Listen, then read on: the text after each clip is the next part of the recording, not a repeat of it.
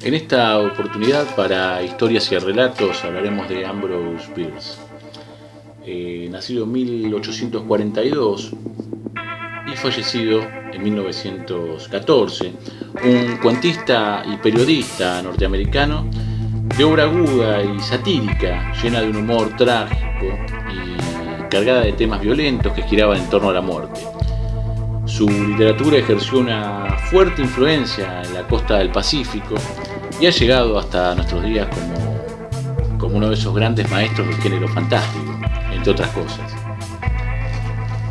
Diremos de Ambrose Bierce que toda la instrucción que recibió se redujo a la lectura de los libros de su padre, quien era un campesino de Connecticut.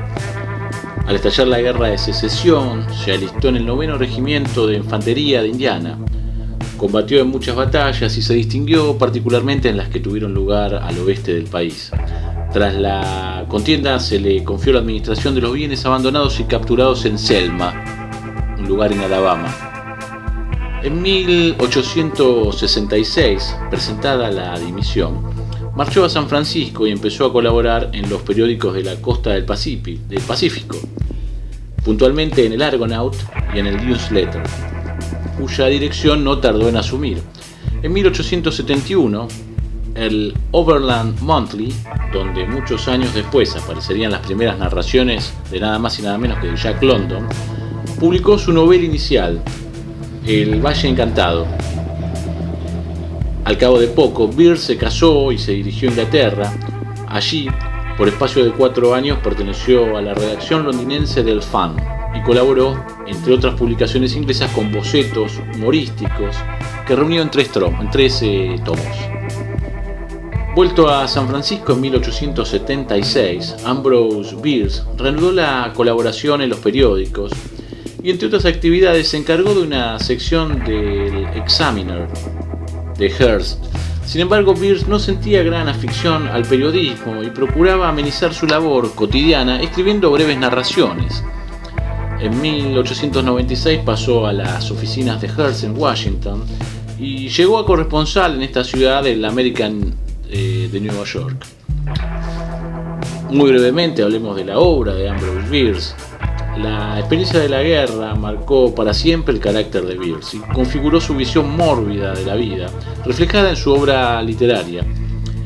En el volumen titulado Cuentos de soldados y civiles de 1892, la guerra civil aparece como teatro de las acciones.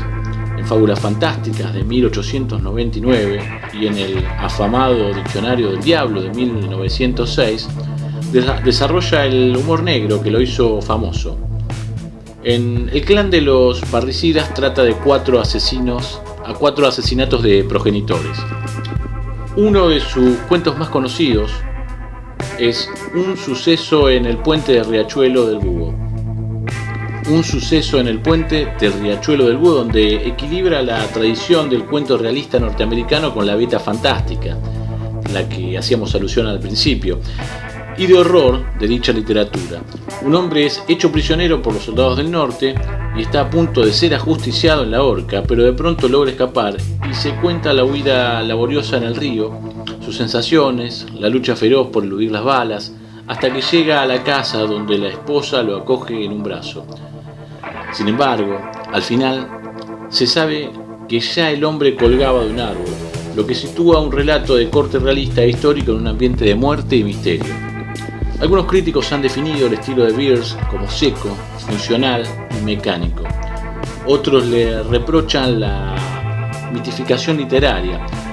Sin embargo, la mayoría coincide en que sus tramas violentas lo convierten en un escritor fascinante.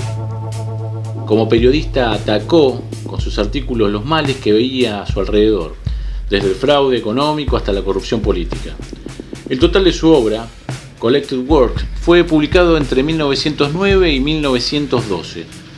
En 1913 se fue a México, siguiendo las tropas de Pancho Villa. Su cuerpo nunca fue hallado y su fin permanece en el misterio, aunque se supone que murió en el sitio de Ojinaga en 1914. Con su desaparición nacería el misterio. Esto fue un poco un detalle de la vida de Ambrose Bierce.